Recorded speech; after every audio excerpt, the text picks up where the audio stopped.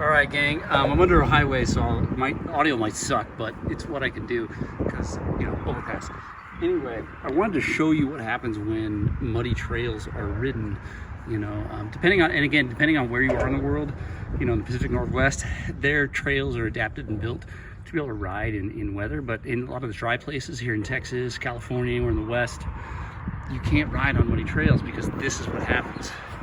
So this is a great example. It's not a maintained part of the trail. In fact, it's not a real trail here.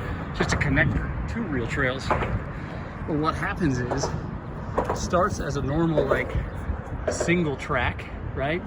And then someone rides it too soon or a puddle forms in the single track, and someone rides it too soon, and so they ride a little over to the side. And while it's still soft, it creates a groove. Or they ride in the main and it gets a little soft and it creates a deeper well. So what happens is the next time it rains, more water collects and it stays there longer. And it keeps happening. The puddle gets a little wider, so we have to go a little farther over to get around it. We create more grooves, more puddles, stays longer, and eventually you get this thing here where it's